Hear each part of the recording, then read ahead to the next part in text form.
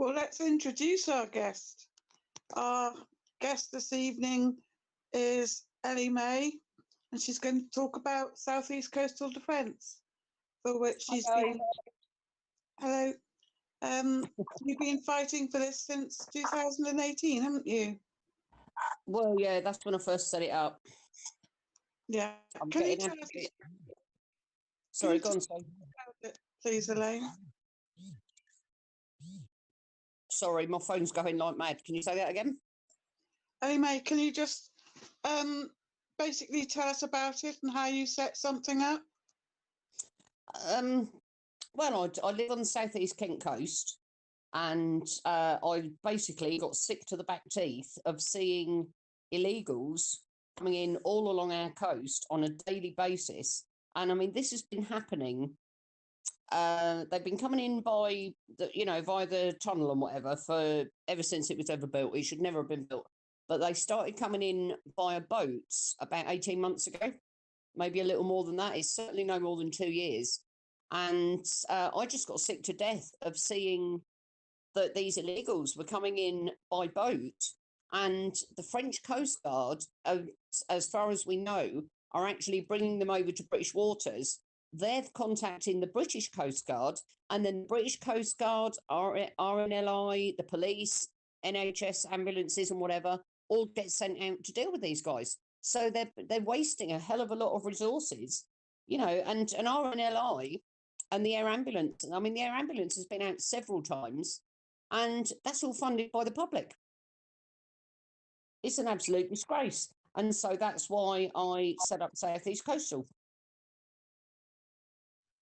Right, because I understand that you thought at the time, in fact, you probably got good reason to think, that at the time these people were able to buy these small dinghies to be able to get across here. Oh, God, yeah, absolutely. Yeah. I mean, they're actually paying. They're actually paying traffickers. At the moment, we think it's about £6,000 each to get in these boats. Now, the lefty media and mainstream media and all these idiots like Bridget Chapman from the Kent Anti-Racist Network, they're all saying, they're risking life and limb. Oh, my God, these poor people. It's absolute rubbish. It's complete and utter claptrap. It is not true at all. They are not risking anything at all. The traffickers are making an absolute mint by putting them in boats. But, as I say, the English Channel is the busiest shipping lane on the entire planet. There is no busier part of any water anywhere in the world than between France and Dover or France and Kent. There is no way that they can get in one of these little boats and come across the busiest shipping lane on the planet and get here in one piece. It's just not possible. They are absolutely being assisted by the French. And you feel that they're actually being probably dropped off about 2 miles, maybe a little bit more off our coastal waters? Yeah, absolutely. I mean, I think what's happening, Suze, is that they're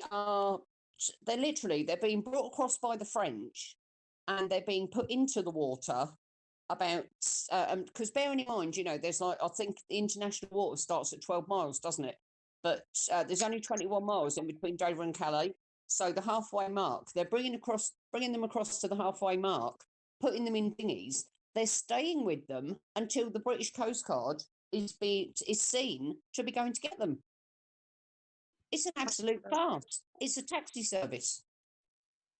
And this is what, you see, people just don't realise. People think they're getting in these boats on the French coast, sort of making their way probably at night where they can't be seen, and that's how they're getting over here. Well, yeah, and I mean, look at Natalie Elphicke. I mean, Charlie Elphicke MP, before Natalie took over in December, me and a friend that lives in Dover, he refused to see me because I'm not one of his constituents, but my friend in Dover was. And we spent nearly 7 months begging him for an appointment to go and talk to him about what was going on. And he flatly refused to talk to us. He completely ignored us. His wife took over in December, the December 12th election, Charlie didn't run again because he's actually, I think it's the 3rd of, I don't know, actually. It's this month sometime. He's actually in court. He is up on charges of sexual assault. So because of that, he didn't run in December. His wife ran and she won. And she has done more for the South East Kent coast since December the 12th than he did in 3 terms. So we're talking 12 years. She is going absolutely mad. She keeps kicking up on saying, we have given French millions upon millions upon millions. How is it that these people are still coming across? Why are the French not doing anything? Where is our money? So we're now trying to get an appointment with her. But it's one of them, it's a work in progress. We've got to wait. Yeah. Now, you also had, was it a couple of people, was it over a year ago that you had 2 people come down to visit you and do some filming with you? Oh, yeah, that was Nine Lives Media. Michelle Noir, actually, from Stop UK Marriage Fraud. She and I are actually going on Unity News Network on the 14th. Yeah, she put me in touch with Nine Lives, and they came down. They were very interested in what was going on. They spent the day in Folkestone with us while we were handing out flyers. They spoke to a load of locals, and they said that Channel 4 actually wanted to do a documentary about South East Coastal Defence, and nothing came of it. It's got, they threatened to take a few of us over to France. They actually said about 6 months ago, would I be interested in going over to Calais to talk to immigrants in the jungle? And I said, absolutely, 100%, yes, I would love to. And then it all fell flat. So that's a non-starter, unfortunately. Yes, I remember you saying that you'd be invited to go over to the jungle and talk to people. No, that's a shame, that. Well, the thing was, it was a guy called Mike Lewis, and he said to me, he said, would you be interested in going and talking to the immigrants to get their side of the story? And I said, absolutely, 100%. I would love to. Do you know what I mean? Because I wanted to go over there and literally say to them, why are you so intent on getting to Britain? Why have you travelled through so many safe countries and you're still trying to get to Britain? What is it that attracts you so much about Britain? Because most of the immigrants coming in at the moment are claiming to be either from Iran or Iraq, and some from Afghanistan. Over the weekend, we've had some claiming they're from Mali, for Christ's sake, and Egypt. Since when are these countries at war? Why are these people coming from these countries when they have absolutely no reason to? There are no wars going on in those countries. Then they have absolutely no reason to come over here. What is the reason? Exactly. No, it's insane. It's absolutely. You must remember the rant I did a year ago, November, Susie. I literally lost it. It was 17 Iranians came in overnight in Dover, and I went live on Facebook and I had a real rant. Oh my God, I went absolutely mad. But that was what sort of kicked off me wanting to do South East Coastal Defence. Yes. But it's, 200 in less than 48 hours. It's insane. And now that we've actually left the EU, now that Britain is no longer a member state, although we have to follow their rules until December, which again is completely wrong. We've left the EU. We should not have to be putting up with these scumbags coming in. And they are scumbags. I'm sorry to say it. Anyone that's listening, I really don't care what you think about me calling them scumbags. They are. Look at how many crimes are being committed in Britain down to immigrants. Oh, yes, absolutely. Right to be here. Sorry, Susan, come on. Now, these people are being picked up when they get over here. How many of these are getting sent back? Do you know what? According to the official figure up to December was 1,044 in the last 12 months, but that 1,044 were only the people who were reported on. I categorically guarantee 100% that if you times that by 10, at least, you'll be nearer the mark. Of those people, the government sent 100 people back. Why? Wow. That's less than a tenth of the official figure. The unofficial figure is a whole lot higher. And don't forget the Channel Tunnel. We have, it's called Stop 24. Our end of the tunnel is Stop 24. It's about 8 miles away from Folkestone. And there are at least 100 a day coming in through the tunnel, plus all the, you know, I mean, as Donna pointed out to me, they're coming in at Cornwall, they're coming in at Liverpool, they're coming in at Scotland. They're literally all around the United Kingdom. All 4 countries of the UK are being invaded, and it's not being reported. Now, if I remember, May, those that are coming through the tunnel, was it not some of the veterans that were offering their services to help sort of check the vehicles, and they were told there was absolutely no way they could help, even though they'd had some experience in doing so? Was it the veterans? I don't know. That's the first I've heard of it. I mean, see, this is why I want to talk to Natalie Elphick. And this is why we were trying to talk to Charlie Elphick. We wanted to say to him, you know, the people have had enough. The government needs to take action right now, or the people are going to take it into their own hands. We need to set up patrols. We, you know, at the very least, we need to get accurate numbers of who's coming in. Yes. Now, you did try and recruit people near where you live, didn't you? But there was quite a bit of apathy, wasn't there? Oh, do you know what, Suze? Most of them locally are lefties. Seriously. No, Yeah. they, you know, there's a local group called the Romney Marsh, the Real Marsh Watch or something, Romney Marsh where I live. And every time I put something in there about illegals coming along the coast, you get loads and loads of comments, people calling me racist and, oh my God, you know, is that all you ever talk about? They're not hurting anybody. Yeah. Yeah. Unfortunately, I live in a very lefty area. Yeah. So you really do need outside help, don't you? To be able to. What I need is for the website to be set up so that we can actually add a donor button. So at the very least, I can maybe then get some donations coming in so I can print off flyers and stuff. And Yeah. Justin Ormerod from Wake Up UK promised me 10 or 11 months ago, he told me that he had huge respect for what I'm doing with South East Coastal. He said he appreciated how passionate I am. He really wanted to help. He was going to set up a website, blah, blah, blah. And here we are 10 or 11 months later, absolutely nothing. He hasn't done jack. He's done nothing at all. He has completely ignored me. And that makes me really angry. Do you know what I mean? Because the website has been on hold for 10 months. Yes. So that's something you need help with. So that's something, you know, we need to put out there, that you need help with setting up a website for this. Well, I've actually got a mate that lives up in near Liverpool in the Wirral. He's setting it up. He's actually, he had a load of work to do. It's end of his tax year and whatever. He had some stuff to do last week, but he's promised me that he's going to get cracking on it tomorrow.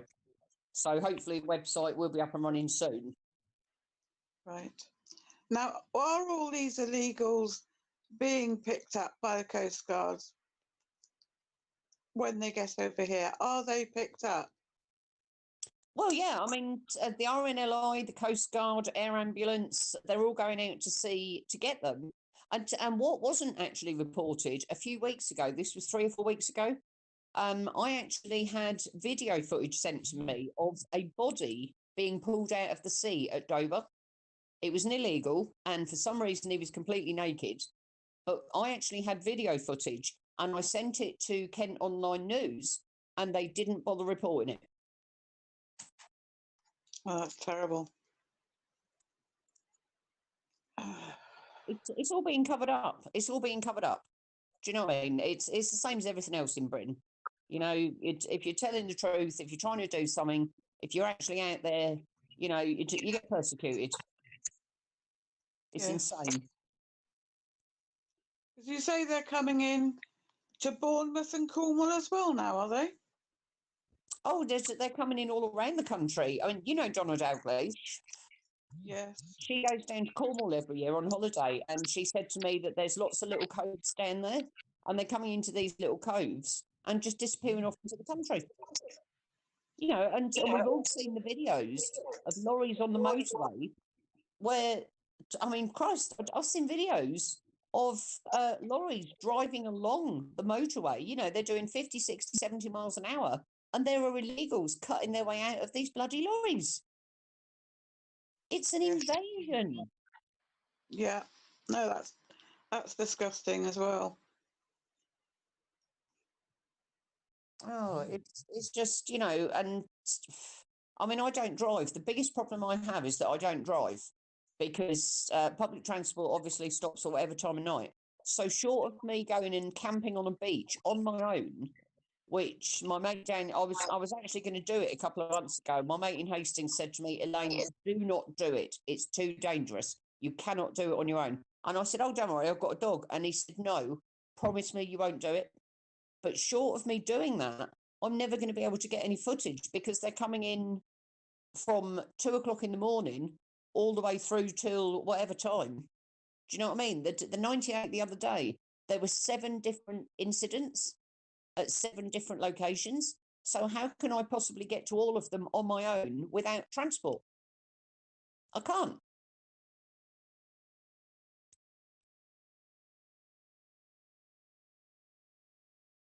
You still there, Suze?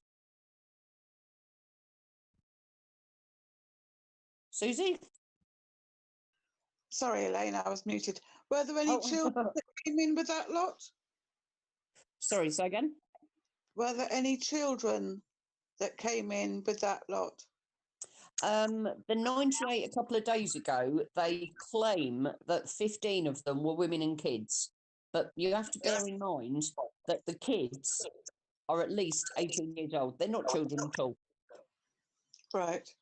They're not So kids. there were no young children. No.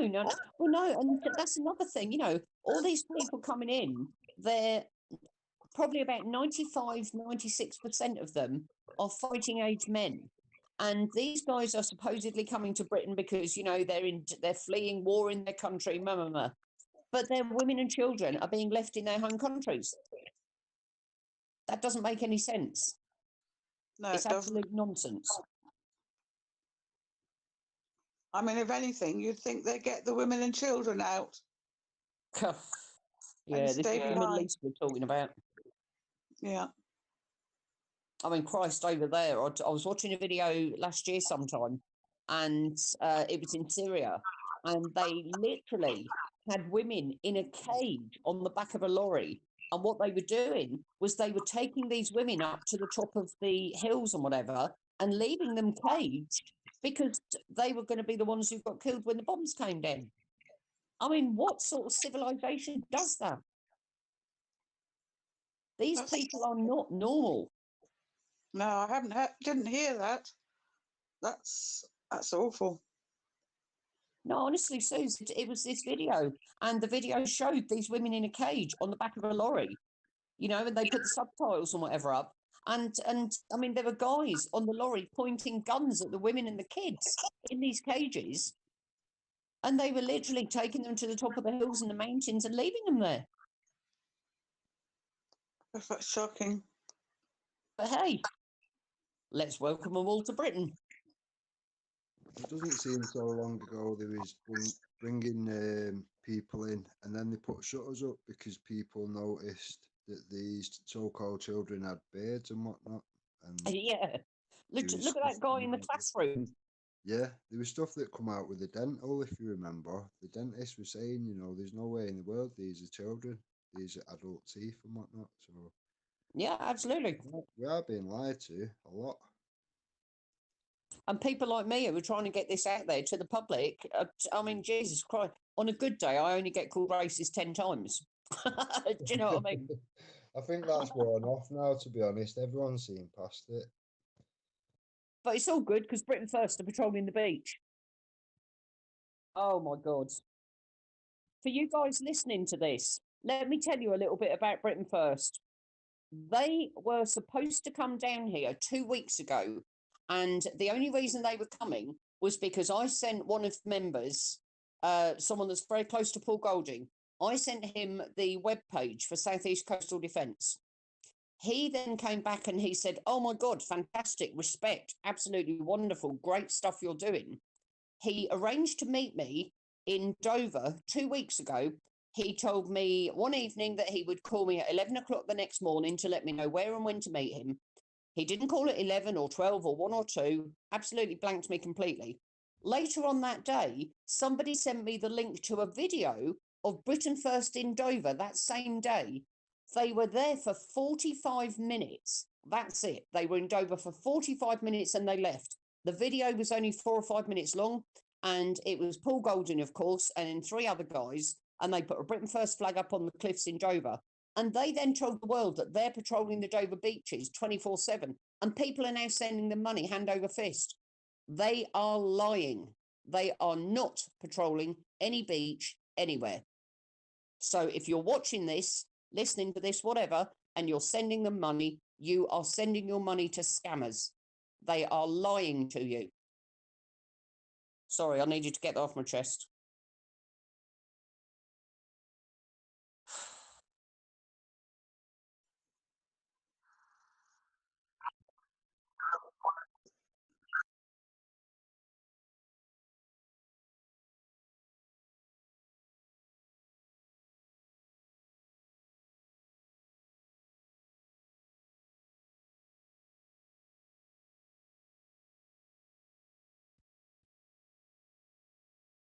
Not yet. No, I don't think it is, because that hasn't actually been enacted properly, has it yet? And it's certainly not law.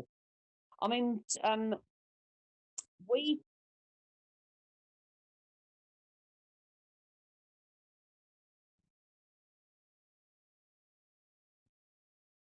Oh, yeah, that wouldn't surprise me at all. But I mean, and the thing is that this invasion is going to get a hell of a lot worse this year, because Priti Patel has stated in no uncertain terms that as soon as the transition period ends on the 31st of December, our borders are going to be shut. You know, you're going to need visas, you're going to need permission, you need this, that, and the other.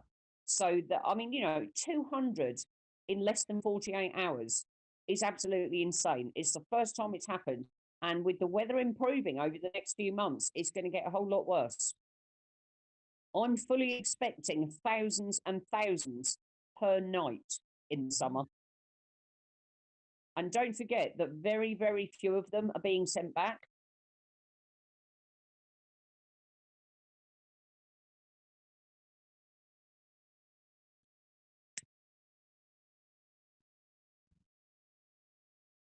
Yeah, absolutely.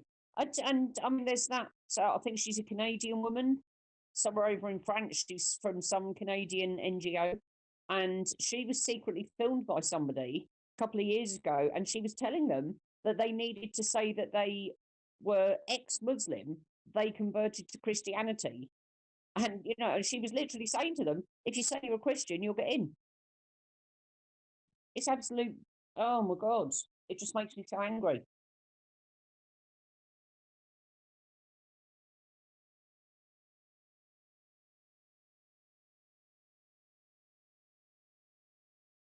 Everyone's gone quiet again.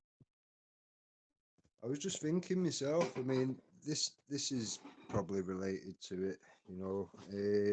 There's a hotel near me, Britannia Hotel. Now there's 300 rooms, £100 a room. Yeah. And that hotel was absolutely rammed with people from Syria. That's coming from the staff that I spoke to, the security. And he said it's been like that for months. The house there paying £100 a room. That's us paying that, not them. Everything's free, and they stay there until they're rehomed. And coaches was turning up every single day, and they was very secretive the way they was doing it. Rather than come out in a group of 200 that was going to get rehomed that day, they was coming out in small amounts and making them walk 2 miles down the road into a golf golf place or whatever, and the coaches was waiting there, and they was taking him here, there, and everywhere. That had been going on for months and months and months. I went down there and did a little video of it. A few other people did, and then within 2 weeks of people being highlighted to it, people sticking posters up and all sorts. Within 2-3 weeks, they've stopped that operation in that hotel. But I mean, that's a big chain of hotels. However many it's going on, I haven't got a clue. But it was a well oiled operation the way they was doing it. It wasn't just, it weren't just something they'd made up on the beach or something. This is a well oiled operation. What's going on at the moment? It's Do you know what, disgusting. Rick? There's a hotel in Folkestone called the Bursting, the Grand Bursting, they call it. Yeah. And I think it was 2014. There were, we actually spoke to Southeast Coastal. We were doing a flyer handout in Folkestone in the summer. Yeah. And we were talking to this couple, and this lady said to me, "Oh my God, let me tell you about when I stayed at the Bursting." This couple were in their 70s, and they were staying at the Bursting in 2014.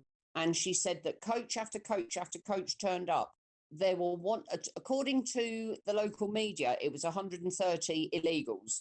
The article actually said illegal immigrants, and they were put up at the Bursting. It cost the taxpayer 72 grand to put them up for 2 weeks. And this lady said that her and her husband were told by the hotel manager that they must eat in separate restaurants because the immigrants didn't like them eating together. They were going up and down in the lift and causing all sorts of chaos. Rooms were being broken into, jewelry and money was being stolen, women were being sexually assaulted.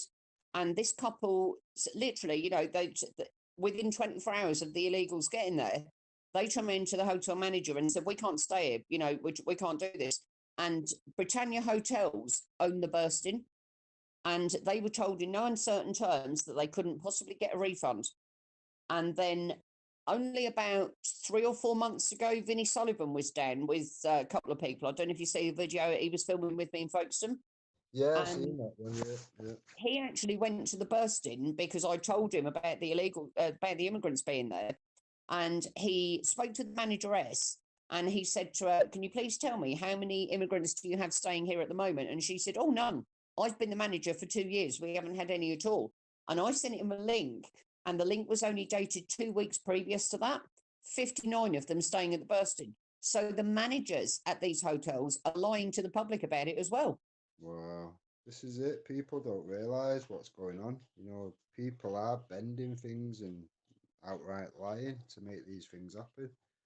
There's incentive somewhere along the line for these people. They won't be doing it for nothing. I mean, the No, that's security it. It's guard, funny, isn't it? what you were saying there, the security guard has pretty much said exactly the same thing. Kids playing in the lifts all day and all sorts of stuff going on. All the women locked in one room. If you pulled up when you drove in there, you see it. You see the women poking through the curtains, like just spying, like they've never seen a car before or whatever. It's strange, and they literally that's it. They're getting shipped off here, there, and everywhere. God knows where they're going. They're going on coaches, so they're going somewhere far, I imagine. But anyone thinks these problems are not, they're not affecting them. You've got people in Scotland and whatever that don't see these problems. It's going to come to everybody's doorstep regardless. Nobody's going to turn this top off. At the moment, like AJ just said, it's becoming legal. It's more or less legal for these to do so, which is crazy. It's absolutely crazy. I don't think the people are actually awake to what's going on, to be honest. I really don't. Well, no, but most people have maybe heard it, but they don't believe it. No, this is it. I Because mean, they'll watch the bloody BBC. yeah, this is it. And like you say, anyone that points it out, "Oh, you're racist."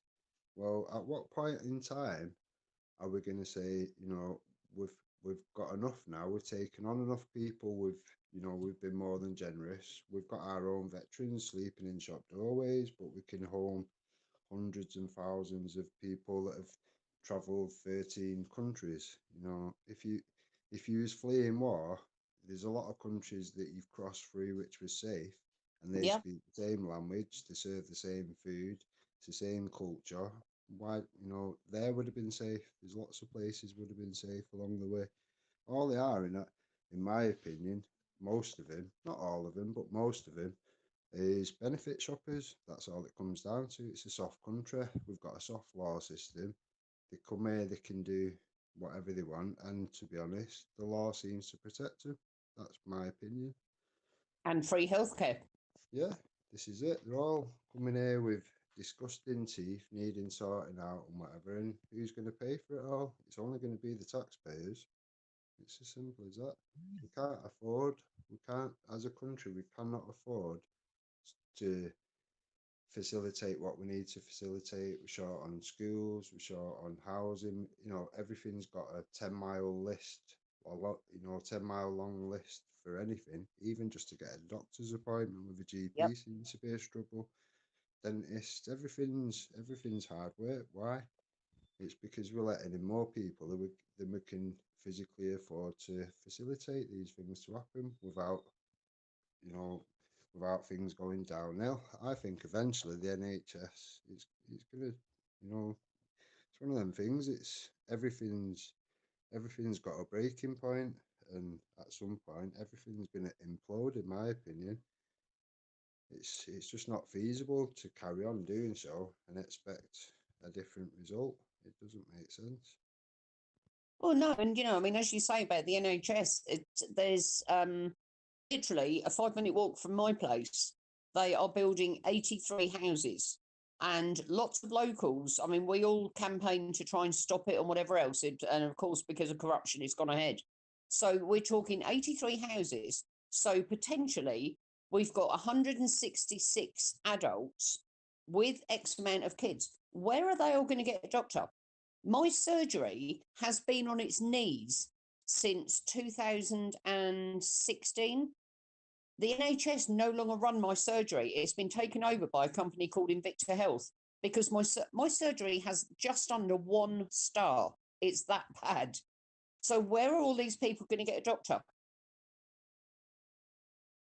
Nobody thinks of that. Where are they all going to go to school? It's insane. This is it. There's lots of problems with things like this. People don't realise the issues that come from it.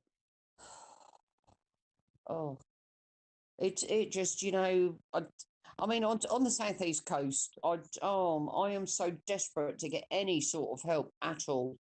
You know yourself, Rick. I've been banging my head on a brick wall since November 2018. Yeah. There are so few people who actually want to do anything. They get off their backside. Yeah, this is it. This is it. I mean, to me, Rick, speak up a bit because some people can't hear you. Sorry.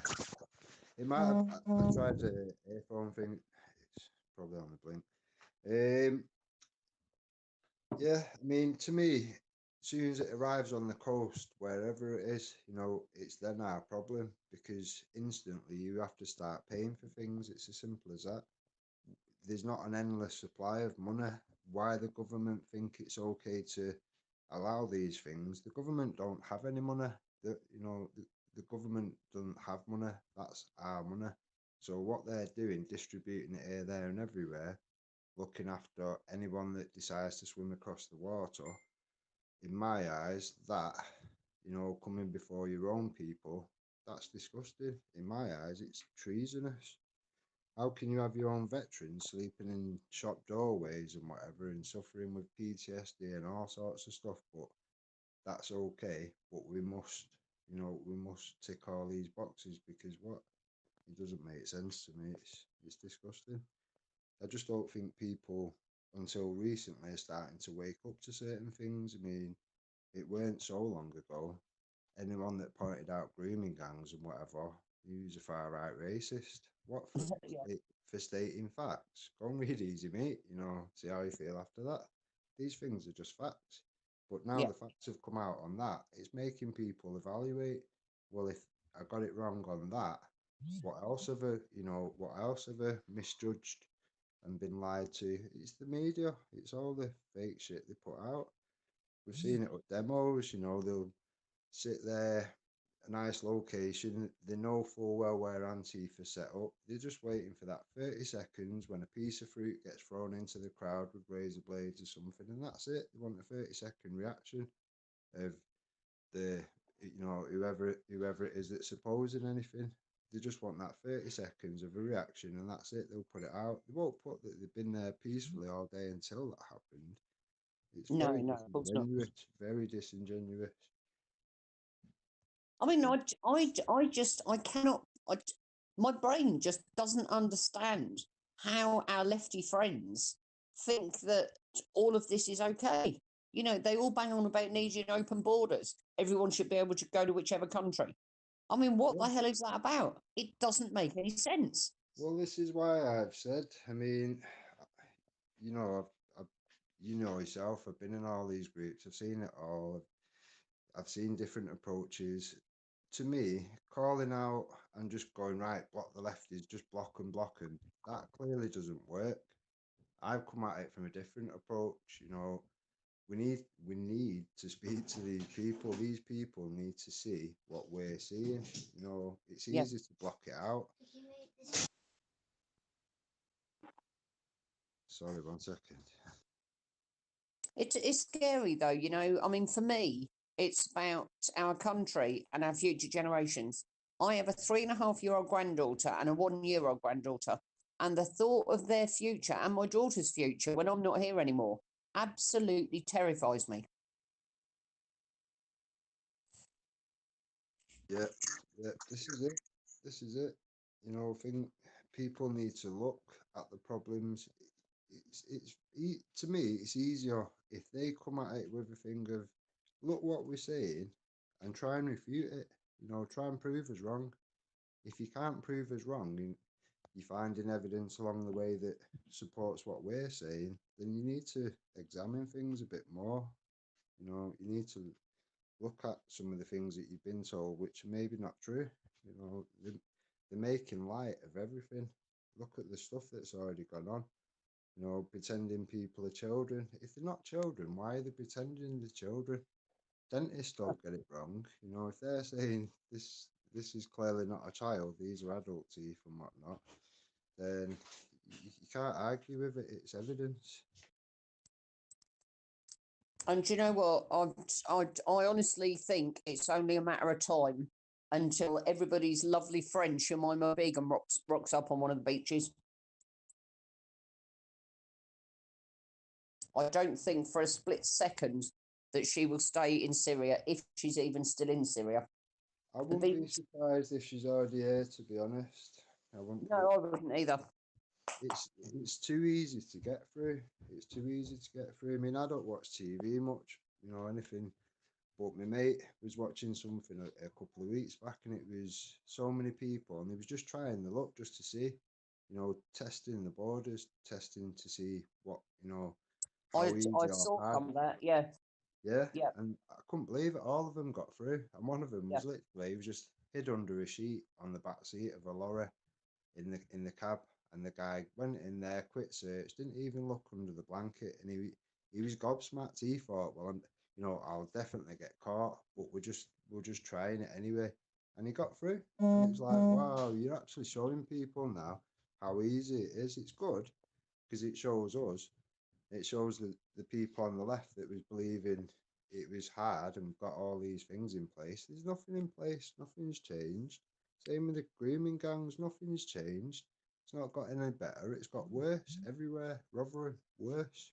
It's not got better. They put it out there like it's all been done and dealt with and everything's better. It's actually worse now than it was first exposed. So we're not. You got to think the police and whatnot, their job is to prevent crime. They're not doing that any longer. It's become a blue light cleanup crew, in my opinion. They come and To be clean. fair, we don't have any police anymore. No, it's just they're going from one incident to another, late to each incident. I mean, I'm not blaming the officers. There's not enough money. If they haven't got the funding and it keeps being stripped back, you can't blame them. Yeah, but to be fair, Rick, Sadiq Khan took 500 or so Met cops off the street and put them on policing the bloody internet. Yeah, I mean, they're literally crazy. policing Facebook, for Christ's sake, Yeah, while women and girls are being brutally gang raped all over the country. yeah, this is it. But in my opinion, if people really seriously wanted rid of Khan, they would have all followed up on that case that the Dragons put in. It's still an open case now. We've got a reference number and whatever. If we all got behind that, we could have him out of his job. But this is the problem. There's no unity in anything. Think of all the groups which have got a gripe with Khan. There's like motorbike groups, all the moped robberies, acid attacks. There's tons of problems, all down to that one person. There's lots of people that should be getting behind that, and realistically, there's probably a few hundred that have done it, it's not enough, obviously. That's the tragedy, though, because you've got the leaders of these groups. You've got people like Phil Campion, Richard Inman, even Tracy Blackwell. Their egos are so off the scale. It's all about me, me, me, me, me, rather than. I mean, I've been saying, as you know, for the last 2 or 3 years, if you go to a demo and you don't like the person stood next to you, move. Go and stand next to somebody else. Yeah. Surely to God, we're all fighting Well, for the same thing. yeah and no. As of recent, I mean, up until recent, I would have agreed with you 100%. But as of recent, when you've got the likes of Mark Collette and whatever, and to me, it comes across very racist. Yep. Everything that they've called Tommy, basically racist, Nazi, whatever you want to call it, that's to me exactly what it is there. So I won't stand next to that. That's not what I'm about. I've not been about all this time and been called a racist and whatever to then confirm it to everybody. That's not happening. I'm in a multicultural family, multicultural circles. That's not what I'm about. So That's the whole point, though. I mean, it's like Paul Golding in that in Dover a fortnight ago. Ego, ego, ego. Look at me. I'm doing this. Pat me on the back. Send me some money. That's all they care about. I understand. I understand it takes. I mean, it's awkward with money. I think, to be honest, money it kind of dirties anything. Anything as pure as it may have been. As soon as you introduce money to it, it just puts a bit of a shit stain on it, in my opinion. But I understand on the other hand, it takes. It costs money to run about and produce all these videos and to be honest, I mean, you know yourself, you've done a fair bit with him and whatever. I've done a fair bit with him. When you're out there, you are putting yourself on the line. I mean, I've never taken a penny, I never would from anything, never have for any security or anything I've ever done. I've never taken a penny, and I never would. That's just me. I don't, that's my rule or whatever. I just don't deal with money and nothing to do with money. But Well, no, I haven't either, but I do need financial help to print flyers and stuff. But yeah, this the is what I difference mean. with Everything me, costs money. I mean, yeah, but the let's say for difference with me, instance, Vic, yeah, would be that every single penny would be accounted for. I would provide receipts for everything that anything is spent on. yeah, Do yeah. you know what I mean? To When me, has Tommy if ever you're done gonna, that? When has Paul Golding ever done that? When have any of yeah. them ever done it? Well, to be honest, with there's so many people been calling Tommy out for it lately, but people fail to mention all the people that have reaped good stuff from it. The the disabled soldier that had this specially made all-terrain vehicle wheelchair thing to go out and about in the high peaks and the Justice for Chelsea sent the whole family on all that. There's loads of good things that Tommy's done, but people don't mention that. Oh no! I appreciate that. And to Yeah, be fair, it was Tommy who was the first person in the country that yeah, highlighted the grooming gangs. that's it. That's it. He has taken one hell of a lot of money since. I mean, last year he said that he needed something like 36 grand for whatever trial at the Old Bailey. Yeah, And in the space of 24 hours, he was spent £20,000. yeah, He never provided a single receipt to where any of the money has gone. And Could I just say, look at just recently, you know, and I'm sorry to all you Tommy fanatics, but you know, he's been sent donations, and I can't remember what it was he sent the latest donations for, but they were sent for one reason, and he then spent them on making a bloody video called Shalom. can I just say one thing? Technically speaking, it was a Sikh Awareness Society. It was the first group to ever start outing the grooming gangs and the abuse. I liked it. I didn't know that. No, thank you for that. Yeah. Yeah, they've been doing it since early to mid '80s, I think. Yeah, I knew they'd been doing it a while, but I actually didn't know who kind of did it first, to be honest. Yeah, I've been following them for quite a while. It's like it's Yeah. again, they're another group that do amazing stuff, support people in the most direct way possible. Yet they never get the publicity that they need. They never get the justice for the Hindu and the Sikh children that get everything. They never get a mention. You know why though, don't you, Nate? Because the media have actually been proven to edit them out of it. When they were stood there with Tommy that day, they've cut them out. They weren't there that day, according to the media. It's very disingenuous. Yeah. Oh, yeah. It's to control the narrative. What it is it's to just put it onto what we say. So it's only you lot that are kicking off about this. It's like, no, we all are. Only white people. That's all. That's the way they want to put it across. It's only white people. It's only a few of them, and that's that. You know, the minute they show brown people there and let them speak and have their say, all of a sudden that narrative's straight out the window, and it doesn't work. Very disgusting. Very disingenuous. It's only lately, in my eyes, people are seeing these things for what they are. You know, they forget that things are on video, and people have, you know, gone to the lengths of downloading these, and they've got them here, there, and everywhere. There's tons of stuff out there. You know, to me, GMP just doing that latest report and whatever, and having to admit to the failings and whatever, that's the icing on the cake. To all these lefties that have sat there calling people, good people, racist and all that for no reason, you know, time to eat a nice big piece of humble pie. Let's not carry on calling each other names that we're not, and let's deal with the problems that are actually there that we can prove exist. Simple as that. Simple as that. And that's exactly it. And this is the thing. So many people try to avoid actually talking about the crutch of the matter. You know what I mean? They'd rather sort of put it off to one side. So you're always arguing a side argument. You're not never arguing the point. Yeah, that's it. That's it. They tiptoe around it, and I'd rather talk about anything else other than the actual nitty gritty of it. But it's one of them. People have got to be open, honest, and talk with each other, debate. It's the only way forward. I think we can all agree by now that calling it things that it's not, pretending it doesn't exist, and calling anyone that points it out a racist and all these other names, that clearly doesn't help. That's clearly made it worse. So we need to come at it from a different approach. It's that simple. As Nathan's just said, though, you've got a really good point there, Nath, because it's not, you know, most people think that it's only, if you like, only, I don't mean only as to be disrespectful, but most people think that it's only white girls that are being groomed and raped. It's not. Sikh girls are also being groomed and raped. So why does nobody ever stand up and say, oi? You know? The demographic so far are Catholic, Christian, Sikh and Hindu. They're the main ones being targeted.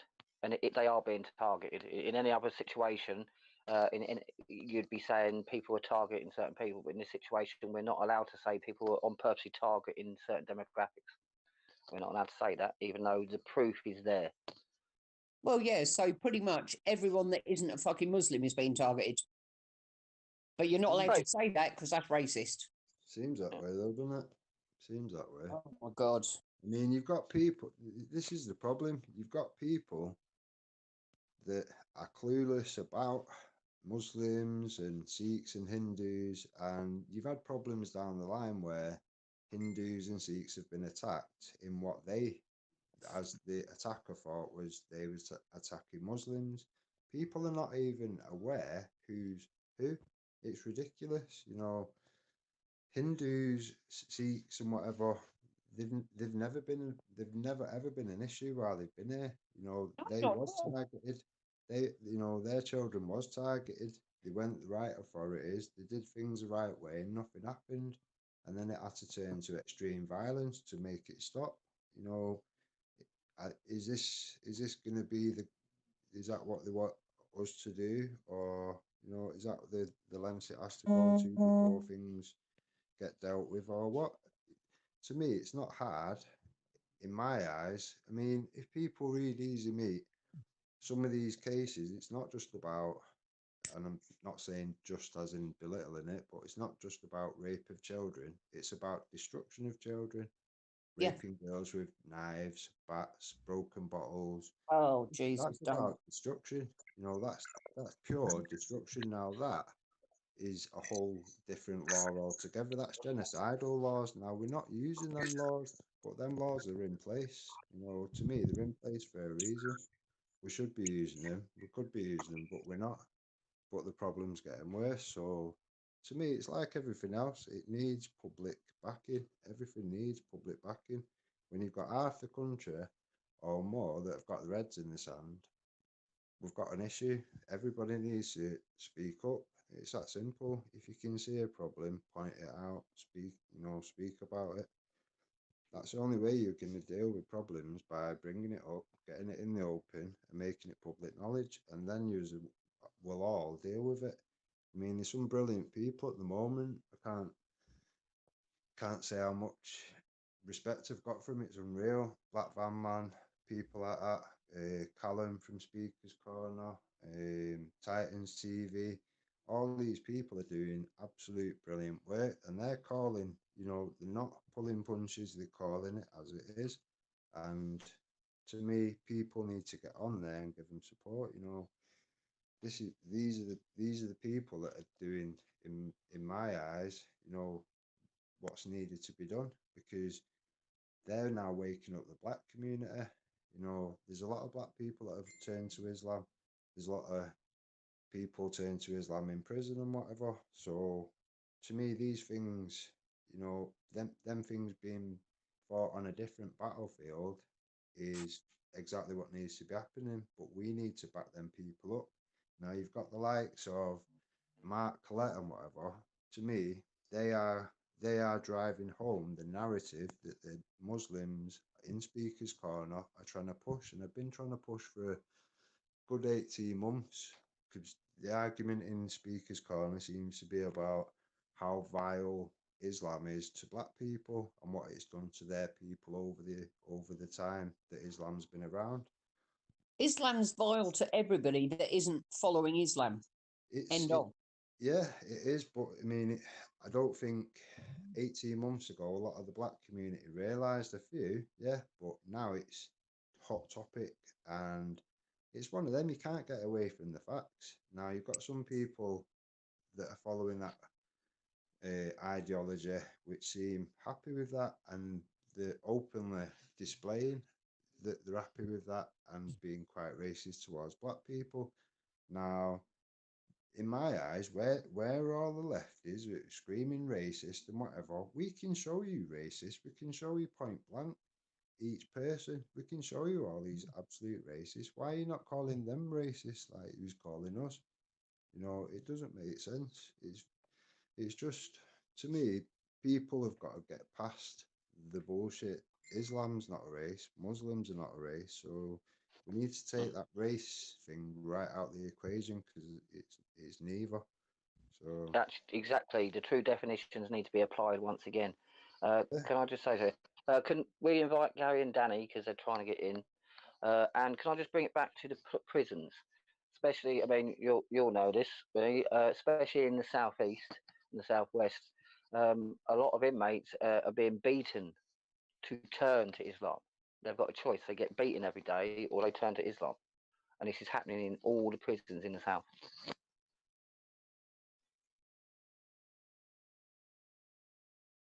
That's the whole point, though. I mean, and this is what I don't understand. Jews, Christians, Hindus, Sikhs, they do not tell people you must convert, or it's only Islam that does it. Why is that so hard for people to understand?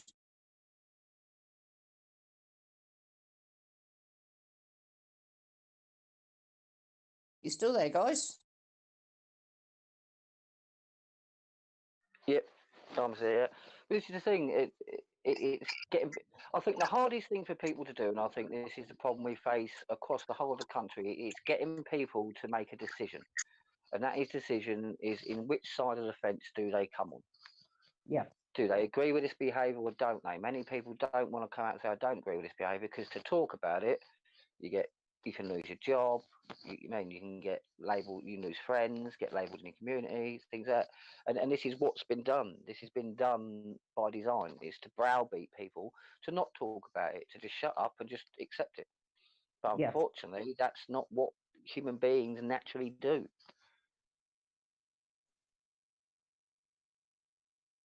Yeah, exactly. And the thing is, it is not racist to speak out against Islam. I mean, Jesus Christ, how many millions or billions of Muslims globally are too scared to speak out against Islam? Well, this is one thing that, I mean, obviously people know I've spoke about Islam, the ideology quite a bit over the last few years. So things I speak about other religions as well. This is one thing I've seen over and over again. I've got quite a few ex-Muslim friends, and they say the same thing. You get drawn in because what you first start to learn is the Mecca Quran.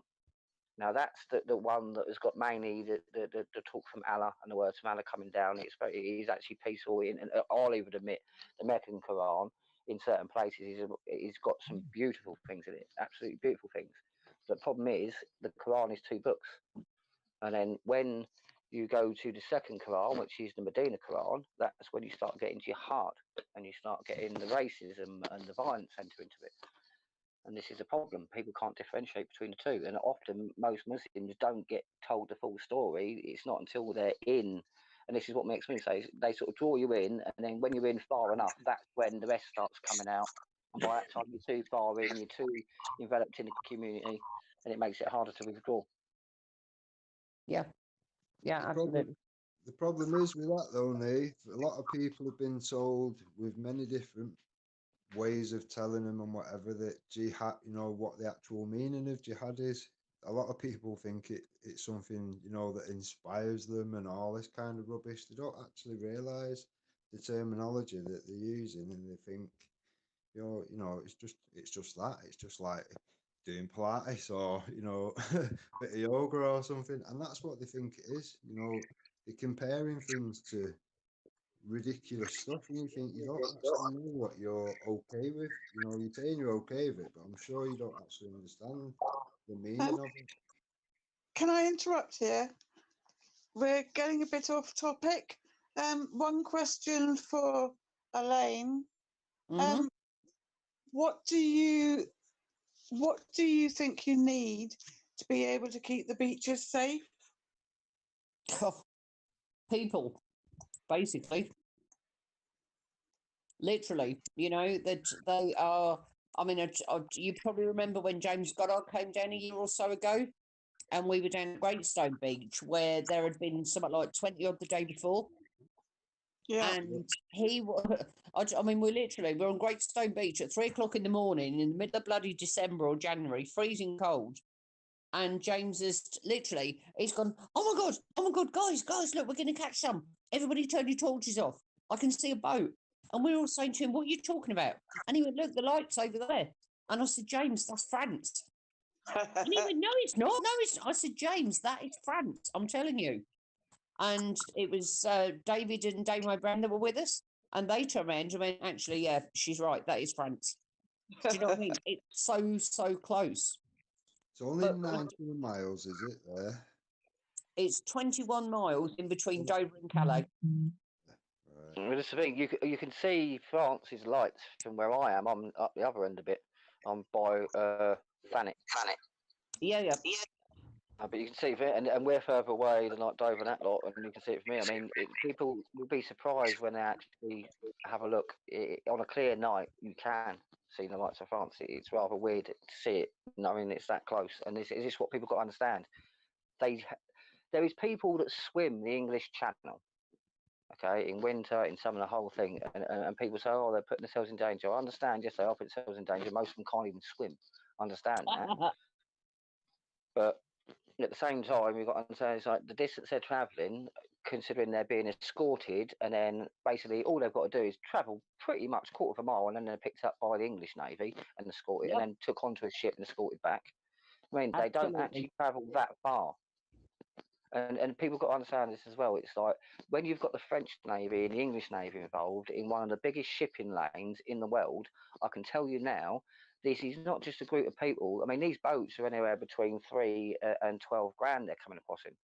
This Yeah, isn't people that are coming across as refugees with nothing. This is an organised, structured uh, event that's going on here. I mean, uh, I'm waiting for them all just to start walking through the Channel Tunnel, personally. Yeah, same here, Nath. Same here. I mean, France is at 20%. We're at 5%. We can see the differences. It's not hard to figure out, is it? would you be Nope, up, and the would you model be up, always fits. would you be up for coming over to Folkestone, Nath, when we do another Southeast Coastal event? Yeah, I could be up for that, yeah. If I'm well enough for that, yeah, of course we'll. Evening all. Evening, Gary. Evening, Gary. Evening, evening, mate. Oh, hello, Gary. How are you, darling? How you doing, darling? Right, what it is, basically, it's our own fault for signing this global compact migration. I mean, this was drafted in July 2018. It was signed in December, and here's the irony of it all. It was signed and the location it was signed is New York. Now, when Wow. they did a vote to vote it in, there was 152 countries in favour. There was 5 against and 12 abstained. The 5 that voted against it, this is the irony, one of them was the United States, one of them was Hungary, the other one was Israel, the Czech Republic and Poland. They were the 5 that voted absolutely no. We voted and signed it. That's where it's all coming from. And that's where they're getting all the rights from. Now, we're supposed to be leaving the EU. We'd already supposed to have left. So that tells you how tedious and corrupt our government was, because they've still gone ahead and signed this when we ain't supposed to be anything to do with the EU anymore as a bloc. We're supposed to be doing our own thing. So this has all been done by design. Absolutely. Yeah, of course, disgraceful. And It let's not was all forget the planned. Barcelona Declaration as well. The Barcelona Declaration guaranteed that Islam will be accepted by law, by the use of laws, media, everything, basically everything possible that they can push a narrative. They have guaranteed by law that Islam will be accepted no matter what. Yeah. And it's like now, Windy's hit the nail on the head in the comments. I still don't believe, even though we've had all this palaver, Big Ben not chiming and all that, that just proves to me we ain't leaving. All we're going to end up is a vassal state. That's all we're going to end up as. And people better wake up before it's too late, because that's the way we're heading, big style. I'm going to reserve judgment on that for now because, I mean, although we are tied to the EU until December the 31st, which I think is complete bullshit, that, you know, which we voted to leave on June 23rd, 2016. The government should have been prepared for us voting no, but they were so damn arrogant that they never thought we would do it. But we should have been prepared to say on June the 24th, 2016, we're gone. We're taking back our country, our rules, our money, our borders, blah, blah, blah. Exactly, mate. What is the to negotiate on a no deal? It's plain and simple. It means what it says and says what it means. No deal. Bye. End of. Done. What do you make of Priti Patel, Gary? Do you reckon that she, I mean, you know, she's already apparently working. See, I don't understand how she's our Home Secretary, Boris is our Prime Minister, and I mean, he keeps saying no alignment, we're not going to be following EU rules, blah, blah, blah. But in between now and the end of December, the EU can make any law that they like, and we have no choice but to obey it. So what do you make of Priti Patel? I mean, you know, to be fair, she has been very vocal about the illegals. and she said that they're going to clamp down on the 1st of January 2021. So what do you make of her? Do you believe her, or is she just another one full of shit? I think they're all full of shit. I don't think you can trust any single one of them, because if you could have trusted them, we'd have left on 27th of June, 2016. We'd have left. We had the referendum on the 26th. We'd have been gone by the 27th. That would have been the end of it. And all this 4 years longer, it's just, and they're doing it again now till December, because they know they're in the final throes of sorting it out, and they just need that few more months of time. And that's why you've got all the delay to next December. Yeah, I agree. Did you see this crap that the EU sent us a bill on Brexit Day? They sent the UK a bill on January the 31st for 1.9 billion. And Boris Johnson has said, yep, we'll pay that, but it's okay because they're going to send us half of it back. Yeah. Right. Can I just step in a minute again, please? Sorry. Elaine, back to you, Elaine. People are sort of talking in the comments. We can't see the comments in here, but you are our very esteemed guest this evening to talk about I'm not South esteemed, it's just me. So can we possibly get back onto South East Coastal Defence if there's anything else, that you would like to tell us about? Oh, well, no, not really. It's just that I just need to point out that we're being invaded 24/7, 24 hours a day. I mean, I was on a bus a few months ago and the driver literally had to swerve because 12 illegals ran in front of the bus at about 3 o'clock in the afternoon. So they're not disappeared into the country. I mean, did you see that one today, Elaine, where they've just pulled up? He's just come out of Dover Port onto the main road. Obviously, somebody's already found the police. He opened the back of the lorry on the hard shoulder, and about 12 of them climbed out the back. Oh, no, I haven't. Please send me the link to that, Gary. Yeah. But do you know what? Daylight. I was told 6 or so months ago, I was just in my local village in Dymchurch handing out flyers, and there's a new ice cream shop up there. And I went in there and said to the owner, could I please leave you some leaflets? And he went, yeah, no problem. What are they about? So I told him. And he said, oh, my God, I'm ex-customs. What I could tell you would make your hair curl. And I said to him, could I please interview you? And he said, no, he wouldn't go on camera. He said, I said, can I do the audio? And he said, no, because locals might recognise my voice. And so he said to me that if I wanted to go up there with a pad and pen and take some notes, that was fine. And I haven't yet been able to do it because there are no opening hours on this. It's an ice cream shop. There's no opening hours. And obviously, they're not open at this time of year. There's no phone number. I've got no way of contacting him unless I go up there every single day and try and get hold of him. But he actually told me that in 2017, the government told our so-called border force that they are no longer allowed to search for people.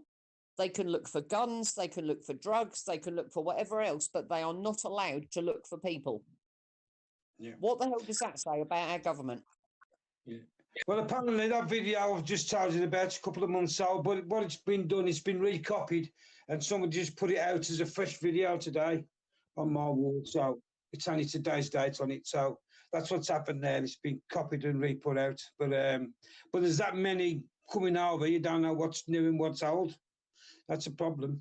There's that many of them then. That's the whole point, though, Gary. Stop 24. I mean, David and Dame O'Brien. They have frequently gone up to stock 24. And Dave told me a few months ago that they were up there one night and they saw 5 white vans come off one of the trains and they followed them. It just looked a bit suspicious and they followed them. And they counted 103 people getting out of these damn vans about half a mile away from the tunnel. So, they're coming through the tunnel. These lorries are not being searched. And nobody is doing a damn thing our end, except calling the police. The police then apparently arrest them. They are then told to go to the Croydon Immigration Centre within 14 days. and they're released. Yeah. Oh, it's insanity. But no, I mean, Susie, going back to your question straight up, I need locals. I need locals who are awake to get in touch with me. If anyone listening to this is local or they know anybody local, please email secoastaldefence@gmail.com and let me know. Can you say that clearer, the email address? secoastaldefence@gmail.com. Right. Now, local to you, can you just give the general area of where you are exactly? I'm in Romney Marsh, but anywhere along the southeast coast between, well, even as far over as you, Nathan, Ramsgate. Yep, I'm Anywhere here at as well. all. Ramsgate, Margate, Dover, Deal, Sandwich, not Sandwich, Seabrook, Sandgate, Folkestone, Lydd, New Romney, Hythe, Dungeness, anywhere along that coast. Yep, Deal was Sure. another one they come in quite a lot on. Yeah, This is the yeah, thing. they It do. used to be all the smaller ports, but they've got so brazen now. They come into Dover everywhere now. And they're doing it in broad daylight now as well, which is it seems to be the ones that are coming in during the day that never get reported on, I mean, which is part of insane. part of my problem is we've got a lot of left that say let them all come in, let them all come in. I mean, look at the families we've got on food banks. Look at the people we've got homeless on the streets. We can't afford to support our own people. We can't.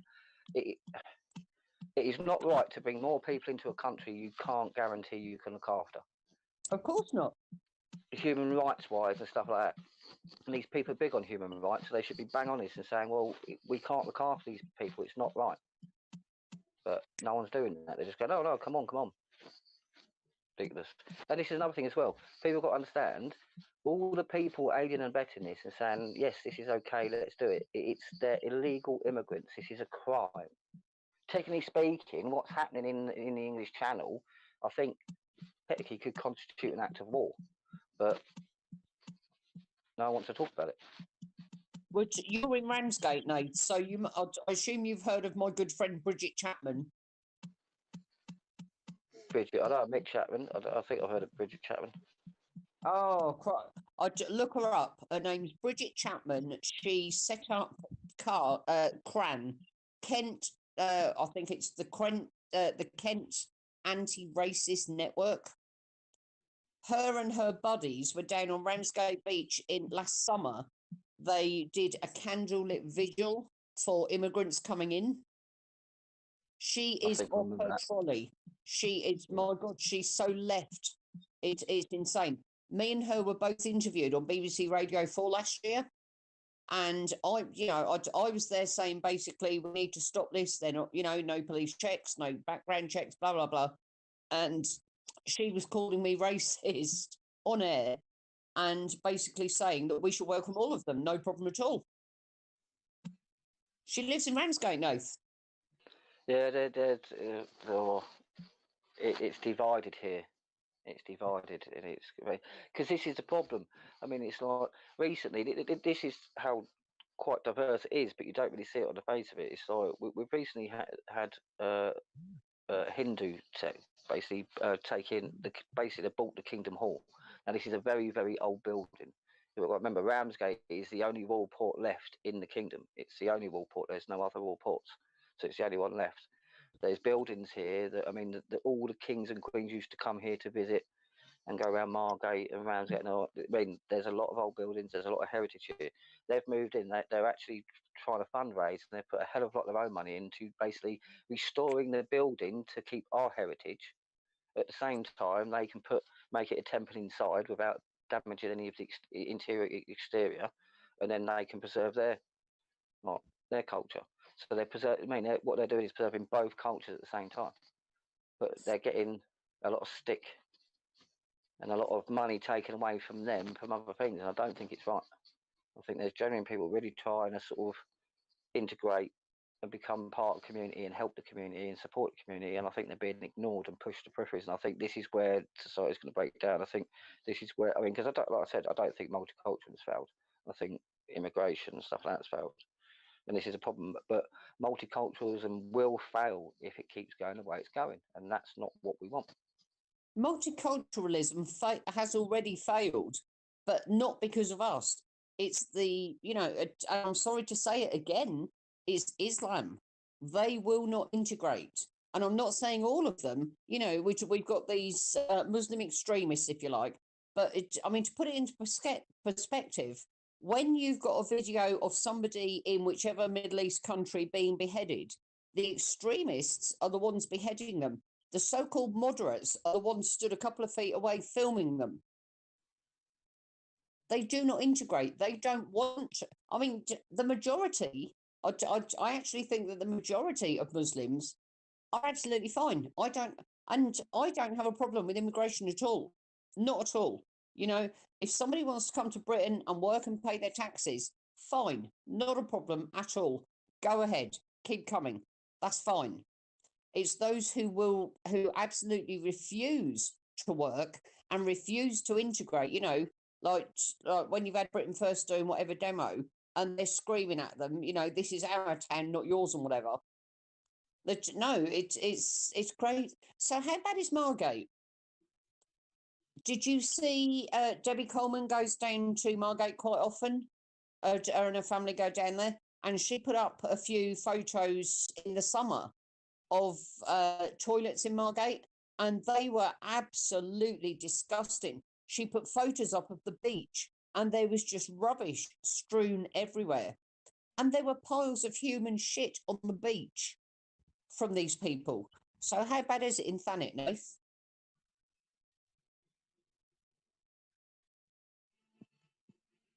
Are you there, Nathan? Yep, sorry, I had to sort my daughter out. No, Nath, I was just saying that Debbie Coleman put some photos up in the summer when her and her family went to Margate, and the photos were absolutely appalling. There was rubbish strewn everywhere on the beach and some toilets she put photos up of. How bad is it over there? Well, it's been bad for quite a while. It's not so much Margate. I mean, it's encroaching to Margate a lot now, but it was actually just located in a place called Cliftonville. I mean, again, this is loads of massive Victorian houses that have been changed into about 5 or 6 flats each building. Things like Dolby Square is an area where there's a lot of high crime. It's pretty bad, And like I said, it's now encroaching to old Margate, and a new Margate is spreading along. And apparently, Thanet's going to have an influx of between 2,000 and 3,000 more immigrants within the next 6 months, apparently. Oh, for goodness sake. So what's the general feeling over your way? I mean, in Thanet, what are the locals? Are they angry or are they accepting or what?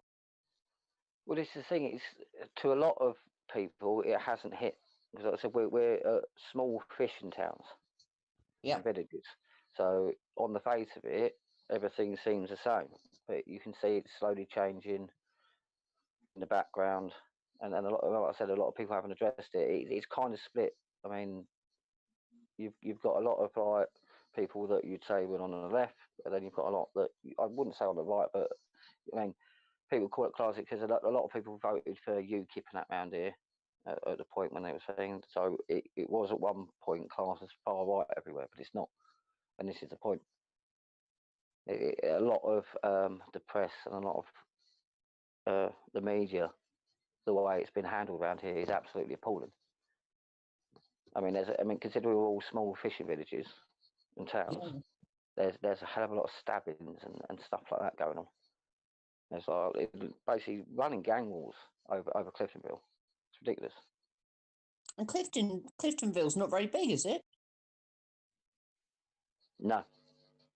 Like I said, these are all small towns, inhabitants of about 2,000 to 3,000 people generally. Jesus. But it's just been slowly shooting up. Like I said, what happened is like Cliftonville, loads of parts of Thanet was left to just go to rat and ruin. Loads of people have been pushed to certain areas. Now all of a sudden, we're seeing pockets of immigrants, communities of immigrants. I mean, the problem is as well. It's like with Cliftonville. One of the main problems is the councils and the way they do it. I mean, you've got Kurds and Serbs being put in a house next to each other and things like that. It's very multicultural in Cliftonville. I mean, there's Russians, there's many different, and there's a lot of arguments between them all because, like I said, certain people won't put up with certain other bits and certain bits. You know, it's like there's a lot of cultural differences. But we're supposed to put up with all of it.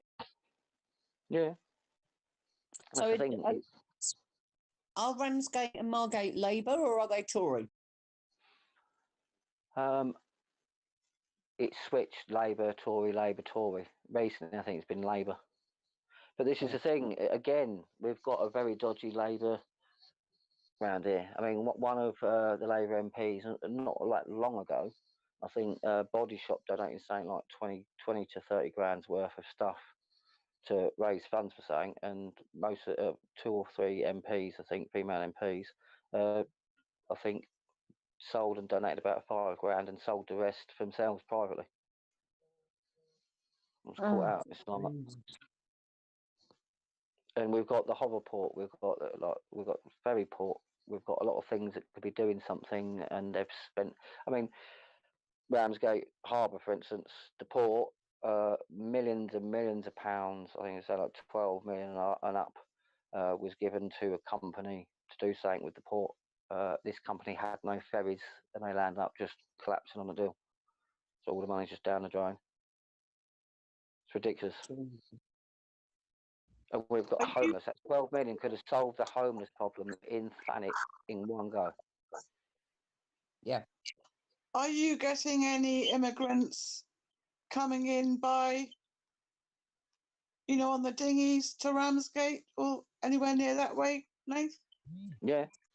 Yeah, that's what I'm saying. It's like a deal. There's a lot of like small bays and beaches that you can land. I mean, going back in history, we're talking the area where the Romans first sort of started landing, because you've just got like a flat beach, so it's straight from sea straight onto a flat beach.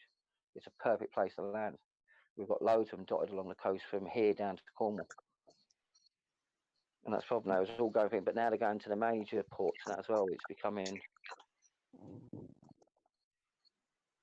But it's been a problem for a while. I mean, not long ago there was I think about 9 to 11 brought back through Ramsgate by I think it was the RNLI. I'm not sure. Don't quote me on that.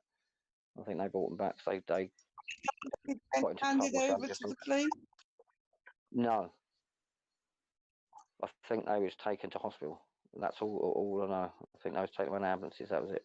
No one knows what, as far as I know, no one I know knows what happened to them after.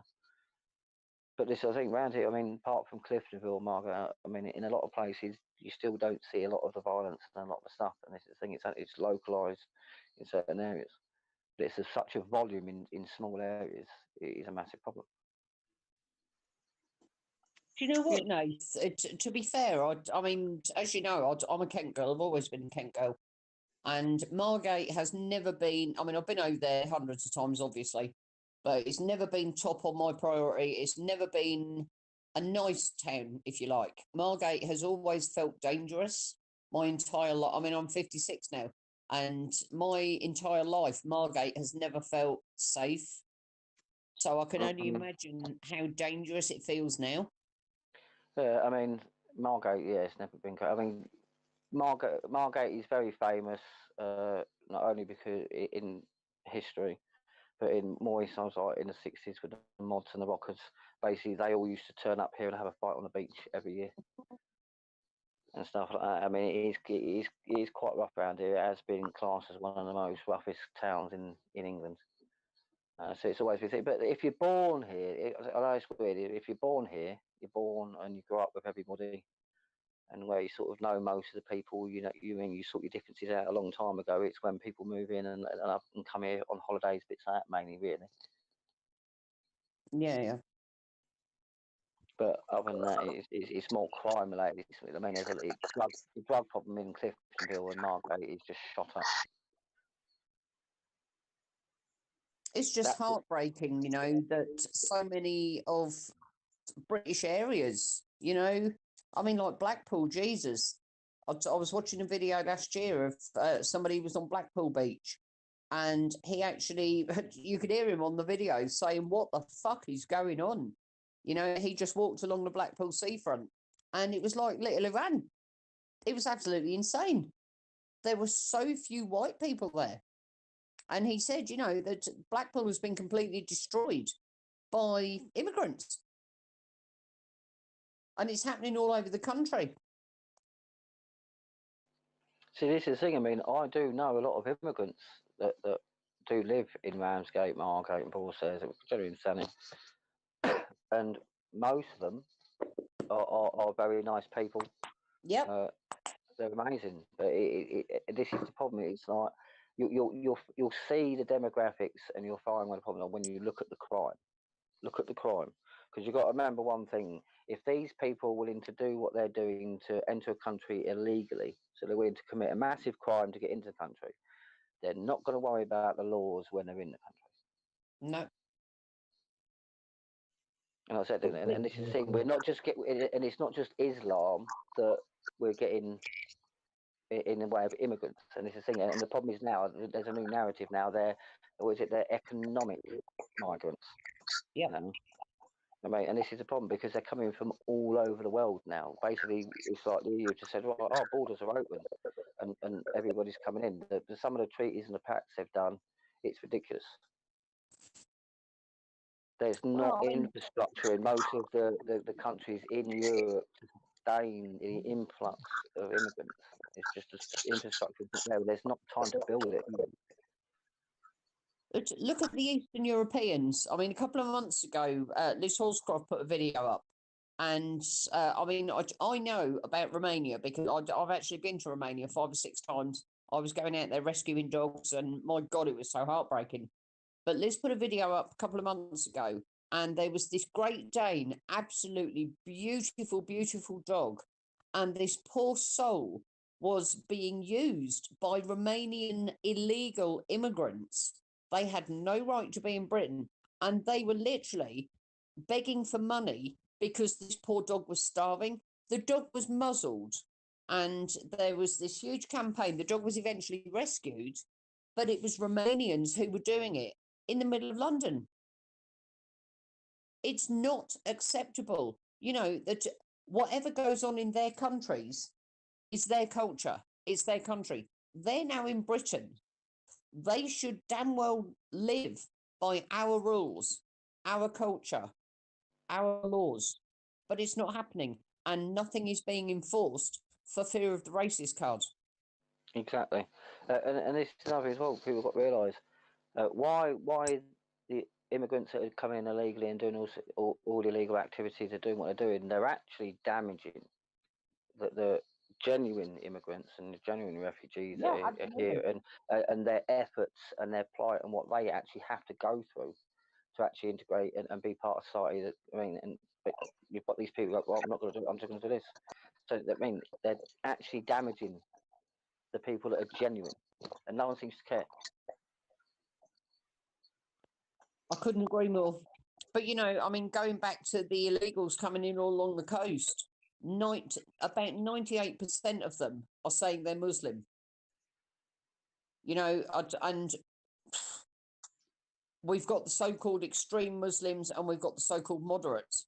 But in my mind, and I'm sorry if anybody disagrees with this, I mean, I'm not religious. I'm an atheist. I don't believe in God, period. Sorry if that upsets people, but there we go. But for me, you know, these people, all these Muslims follow Islam. They've got the extremists who are blowing people up at pop concerts. They're beheading people in bookies in Birmingham. They're grooming and raping and drugging Hindu, Sikh, whatever girls and white girls. So why is it that the vast majority stay silent? That, to me, means that they are complicit. I do not buy for a single second that they're too scared to speak out. I mean, as I say, I'm an atheist, but if any white person, regardless of religion, was to groom and rape somebody in my area, I would be the person on the rooftop screaming blue murder. They're not. They're keeping silent, and they know damn well that it's going on in their community and their community alone. That makes them as guilty as the people carrying out the crimes, in my eyes. To be fair, their ideology forbids them from grossing each other up. So they're Oh, always that's going bollocks, to. Rick. That's an excuse. No, no. I mean, it's not an excuse, but that's what it comes down to. Are they going to do the morally right thing towards you, or are they going to, knowing that blows their 72 virgins and 72 mansions, that just throws that straight out the window, you know? So it's one of them things, isn't it? Are they going to do the morally right thing, knowing they've chucked the 72 virgins and whatever out the window, just to do the morally right thing for people which, they're better than? We're only cattle. You've got to remember, we're only cattle. So Do you know what, though? I actually think that the only Muslim on the planet that should have anybody's sympathy are the women and kids. The kids are brainwashed from birth into thinking that anyone that isn't a Muslim is a scumbag, they're a kafir, they need to be killed. And the women are persecuted to within a millimetre of their life. well, this is it. I It's the mean, men. where's all the lefties on the, even all the child abuse, so many child abuse campaigners and all this. Where are they all on the FGM? Yep. Where are they all on that? There's four clinics had to be set up in Birmingham alone. It's clearly a big problem. We've got laws put in place to deal with these things, yet no prosecutions. It's very strange. Very Yep. strange. It's heartbreaking. It's absolutely heartbreaking. And the simple truth is that there are so few of us who are willing to put their heads above the pulpit and say, this is wrong. I'm going to speak out. There are so many in this bloody country who just ignore what's going on. That's why, in my opinion, you've had people like Tommy and whatever that have spoke out, and they've seen him have his teeth smashed out and put in jail, and his family threatened to acid attack him and murder his kids and all this. Who else? I mean, I've said it for a while. Tommy a while back has had in Poland. They've said to him, "You can come, your family can come, full citizenship. You're not safe in your country. Your country don't seem to appreciate what you're doing for it. They just, your whole family can come here and have full citizenship." Tommy, by rights, could just say, "Do you know what? I've done my bit. I've been kicked up and down the UK, been locked up how many times? I've done my bit. I've woke his up. I've done my bit," and he could go to Poland easily and forget about, he's done his bit in my eyes. This is why I'm a bit thingy with Tommy, because in my eyes, he's took the brunt of it. You might have it, other people here, there, and everywhere now saying it, and everyone's kind of done their bit, but Tommy's been the one who's took on the amount of attacks and the amount of persecution as of late now. I see it as he's justified, he's vindicated fully, with that JMP report. It just shows everybody, that's it. Tommy was right. All these people that was calling him racist, sorry, but you were wrong. You were very wrong to do so. At that point, we all need to evaluate what else have we been lied about, what else, what other numbers and whatever have they tweaked to suit their needs. You've got to think any information we're getting is suppressed anyway. It's little slips and trips and suppressed information we're getting. It's not only Tommy though, is it? I mean, as far as the Muslim thing, yeah, that's down to Tommy.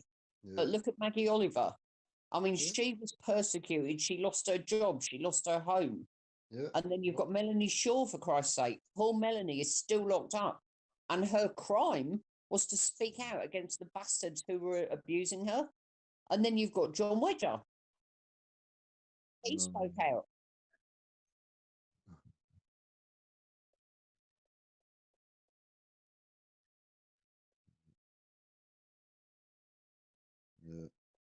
Yeah. This is what I mean. There's lots of bad information about. I mean, I'm not trying to blow our trumpet or anything, but we have got very good sources of information, and that's hopefully the more people get involved in these debates and whatnot, everyone will slowly but surely get on the same page with what's right and what's wrong and what's fact and what's fiction. So I'm hoping that enough people just hear things and it'll switch little lights on here and there, and eventually we'll all see a bigger picture, because there'll be bits of information that we've all got that other people have not got, and then when you've got all the information, you've got all the pieces to the jigsaw, you can stand back and all see the bigger picture, and then we can move on to solutions, because at the moment everyone's pointing things out but nobody's introducing a solution. That's what we need right now, because people are going to wake up in a panic soon. I think they're already doing so. Darren Osborne onwards, when he drove over Muslims, people are going to wake up in a angry state. We need, in my opinion, lawful solutions before things turn messer, and they will turn messer, because they're not being dealt with. They'll get dealt with in other ways, which we don't want it to go. Our kids want to have a lawful solution, a lawful, in my eyes, our constitution and whatever, that's what's kept us all equal and safe. The moment you're not equal and you can clearly see we're not safe, we've got problems. We need to address them. We can't just ignore them. That's crazy. That's crazy. So what's the answer? Do you know what I mean? I mean, Boris is making all the right noises at the moment, but he's only, he's only had a majority since December the 12th. Pretty Patel's making all the right noises. I personally think, politics-wise, I don't think we've got a hope. If we did have a hope, it would have been Gerard Batten with UKIP and whatever. But as I kept saying to everybody that was pushing it, I've spoke to Gerard Batten and whatever. Yeah, it sounds like he's saying the right things, but when you realise that he's actually wrote 2 books on our constitution, yet fails to mention it, see, for him to stand there and be very loud and proud about it, that he's anti-Islam, to me, that's a 10. For you to say I'm against Sharia, is a 5 at best on the offensive ometer. It's to say you're against I say an ideology. To me, it shouldn't be seen as a bad thing, but it is. It offends people that you say you're against Islam. To me, they think religion. I say ideology. There's a big difference. In my eyes, that side of things is, that's where people get offended. They think, oh, you're slandering a religion. Well, that's because you see it as a religion. I don't see it as that. I see it as an ideology. You can go and stand outside the mosque and there'll be all sorts of coloured people go through them doors. It's not just brown, there's not just brown Muslims. People have got misconceptions. I mean, look back over the years, there's been Sikhs and Hindus attacked because they thought, the attackers thought they was Muslim. They don't even know who they're attacking. Some of the people, they don't even seem to understand that these people are not the same as these people, and whatever. Sikhs Awareness Society, I think more people need to check out them. Yeah, absolutely. Totally different people. Totally different people. So, and I'm not saying all Muslims are bad, because not all of anyone does anything, but that shouldn't stop us addressing the simple things that, some of these things that are happening are justified in their books and their literature. So, we can't not talk about it. We have to talk about it at some point in time. We have to look at what's causing the problem. That's it. You'll never fix a problem until you can identify the problem and talk about what's involved. And unfortunately, it is part of the problem. Tommy was right. Everyone that spoke out about it was right. I'd like to see any of these people that call people racist come forward. Come forward, and we'll debate it. Try and refute anything that we're saying. Yep. Do you know what though? You mentioning Gerard Batten. When Glenn Safford was down a year or so ago, when we caught the 3 illegals in Dover, he actually, the night that we met, before we actually went down to Dover, he called Gerard Batten, and he's made this phone call, and he said to me, "Oh, Elaine, somebody on the phone wants to talk to you." And I said, "Who is it?" And he went, "It's Gerard." And I said, "Gerard?" And he went, "Yeah, Gerard Batten." And I'm like, "Oh, fuck off." And he went, "No, no, it is." So I spoke to Gerard Batten, and he told me how grateful he was that I'd sorted out FCCD, and he said that I was doing great work and whatever else, and how much he appreciated it. And he said, "How can I help?" And I said, "To be perfectly honest, Gerard, the problem I have is transport. If there's a call out from the Coast Guard at 3 o'clock in the morning that we've got incoming at Dungeness or Deal or Dover or wherever, I can't get there." So he said, "I will look into getting you a car and a driver." And I said, "Really? My God, you would do that?" And I was absolutely thrilled. And then 8 or 9 weeks later, he actually told Glenn Safford to give me his mobile number. So I had Gerard's mobile. And he said to me, "Give me a call if there's anything else I can do." So 8 or 9 weeks later, I called Gerard Batten and I said to him, "X is, this is going on along the coast, blah, blah, blah, blah." And he said, "I'm sorry, I don't remember us having that conversation. I never offered you a car." He lied to me. He told me that my only option was to contact local UKIP members, most of whom were 60 plus. So they're not going to be wanting for me to call them at 3 and 4 o'clock in the morning to go down to the beach. So he lied. Gerard Batten lied to me. It's all about votes. That's all it comes down to. To me, politics, if people are wishing on politics and hoping it's going to fix the problem, I think we're going to come unstuck quite quickly, to be honest. I mean, everyone's going to Politics see things created the different. problem. Yeah, I think so, mate. I think so. It's just all so sad and it's so bloody overwhelming. Do you know what I mean? I've thought of giving up so many times and I can't. I just can't. Every time I think of giving up, I think of my daughter and my granddaughters. Yeah, this is it. I mean, I like Anne-Marie Waters. Yeah. I like her. I think she comes across, if you're going to believe in politics and all that, I think she would be the person that I would put some faith into. But it's one of them at this moment in time. Well, no, not at this moment in time, actually. I think perceptions have changed somewhat in the last few weeks and months. Some time ago, I don't think Anne-Marie Waters or whatever would have got very far, but now I think she may. It's one of them. People have got to, everybody's got to speak about these things. We cannot just keep ignoring things and hoping it'll somehow magically get fixed. It's not going to get fixed. The police aren't in a position to fix it. The government are not interested to fix it. It has to come from us, all of us. The police don't want to fix it, Rick. No, well, the average boots on the street they may want different action or whatever, but to me, it's the politics of the job. It's the high up ones, isn't it? Yeah. The top brass. That's where it's like in the demo situations. The boots on the ground are only doing what they're told. You've got some idiot in the tower telling them what to do.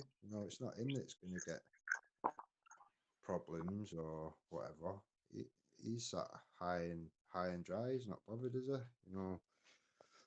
It's the boots on the ground. I mean, this is why I took an interest to the Finchley Road thing, Gordon Bowden, the police pensions, or anyone that's joined in. I think it's the last 5 years. They've been told that they're getting a certain pension, when in all actual fact they're only getting 50% of that. Now, I've proved that. I've done it on video. Spoke to a copper that was in the know about it, and he's admitted it all on video. So, to me, it's a tool to the police. It's showing him, you're being lied to as well. It's not just us that are being had over. You're also being lied to. Now, 1 million kids and counting have been raped and passed around like a bag of sweets in the past. In my opinion, for certain police that did cover things up, I've watched tons of these court things and whatever with the Rotherham. Everybody, some of the answers it was given or refusing to be given was disgusting, and people should have been held to account, and they wasn't, and they haven't been. And to me, that's what's got to stop. That's what's got to change. People need to be brought to account.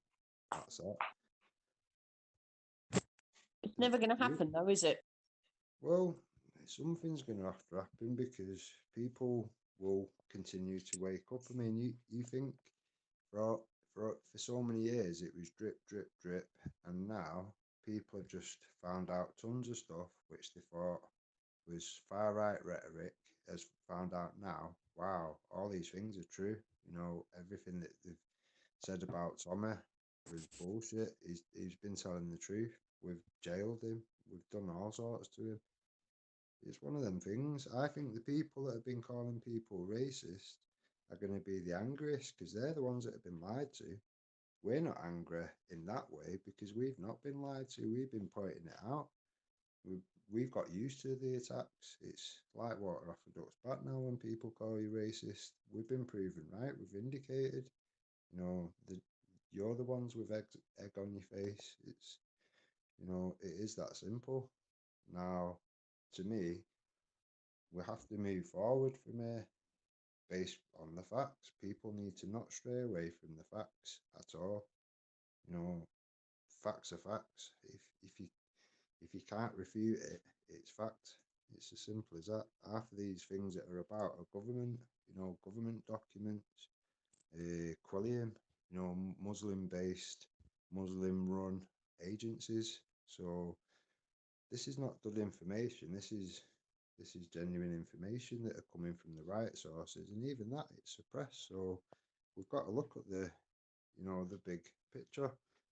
What's been put in place since Rotherham, say, you know, that was how long ago? What's been put in place to sort anything out now? You know, I've gone round, I've contacted roughly 100 pedo hunter groups, spoke to many of them, asked them what could we do. You know, appreciate what he's doing. This is great work. You know, the police should be doing it, but good people like them are doing it. What tactics around that could we use and, you know, employ to deal with the other side of grooming? You know, offline. You know, your chicken shops, your on street grooming. You know, and straight away it was like, you know, most times it was like he'd said something really offensive, and you're thinking, I don't get it. I don't get it. You know, you was happy enough doing what you was doing to random off the internet. You know, if one of them happened to be Muslim, you'd still do it. So why can't we focus at the chicken shops for the ones that they've been in jail, they've been out of jail, they know to stay off the internet because that's how they get caught with all these pedo hunters and whatever. They're not stupid, they're smart. You know, it's one of them things. In a white community or any other communities, these things won't be spoke about with mates and friends and whatever. That's not what goes on. You know, if I was to start speaking about a 12-year-old or something in front of my friends, they'd all, you know, quite happily jump all over your head. That's normal. Yeah. In certain communities, that's not going on. So they are sharing information and they are sharing children, and it's a network. It's a network. There's some stuff I can't speak about because, you know, some things are ongoing. Somebody I know is part of a network or whatever, and they've got 80 targets that are active, and they're dealing with it or whatever.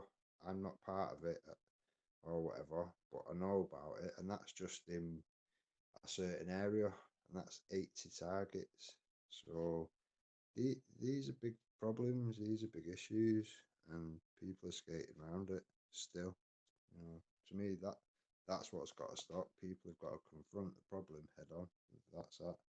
Other than that, you know, we're in a bad situation. If we can't speak up for the kids now, what are we waiting for? Are we hoping that one day these kids that we've had are going to speak up and deal with it? Because we can't do it. We can't have a few awkward debates, a few awkward conversations. We have to.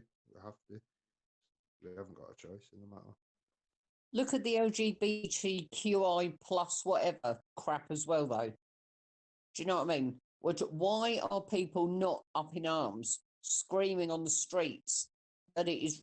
I mean, Christ Almighty!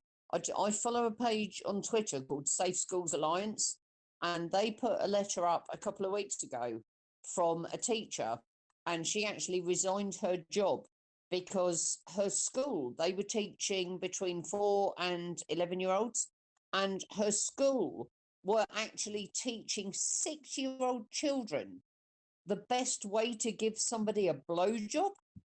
They were teaching 6-year-old children that it's perfectly normal to have sex with animals. And this is going on in so many schools all over the world, not just in Britain. Sick, I mean, innit? Jesus Sick. Christ. It's unbelievable. Unbelievable. But people won't speak up, will they? This is the problem. I mean, just a simple thing. It's the way they push it to you as well. Like, you've had people going on about everybody's going to be chips and all this sort of thing. Yeah, the way they want it, they'll make it so. All they'll do is pull somebody in and say, right, well, we've chipped 100 children, and the way they'll say it, they'll do it in a different way. They'll say, right, we've chipped these 100 children. Now, if these children get kidnapped or anything like that, we'd have them back within the hour. Now, they're going to turn around and say to any parents that have not chipped their children, wow, what sort of parent are you because you've not chipped your children? What will you ever do if they get kidnapped? So, Absolutely. they just throw it on you. It's like I've said with this PESCO stuff, it is rolling out. It's already been authorised. Everything's there. It's there already. They're just waiting for any kind of a kick-off, and that's it. It'll roll out. It's never going to roll back away. That'll be there, implemented, and it'll stay there. These things there. Everyone can see it. What is it put there for if it's not, for what we're I think saying? it's Article 222, I think it is. Yeah, this is it. It's there. People can't say it's not. It doesn't exist. It's there. What is it there for? What are they expecting? I mean, to me, there's lots of routes you could look at to figure out why it might be there. I won't go on with it tonight or whatever, but if people do look at the Islamic calendar and whatever, I think there's lots of things that coincide, the dates and whatnot. I don't think it's coincidence. I don't believe in coincidence. No, I don't. Oh, but anyway, guys, I'm going to have to go. I need to get something to eat. Yeah, that's fine. Thank you for joining tonight, Elaine. It's been great. Yes, I'm sure there's people that have not heard any of this stuff before, and hopefully they'll go away and have a little check themselves.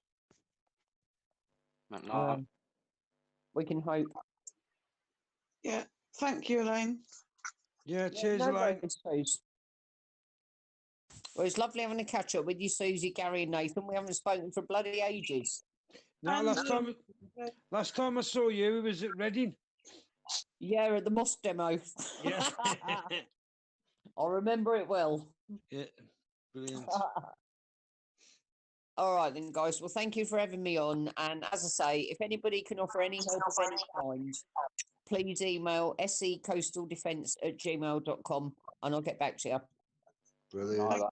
Thank you, Elaine, Will and thank you, Susie, for leading the show. You did brilliant. Thank you. All right, guys, you take care. Take care, Elaine. Take care. We'll talk Bye. soon. Bye. Bye, bye.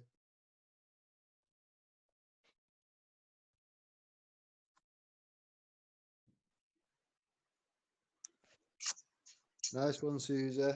Thank you.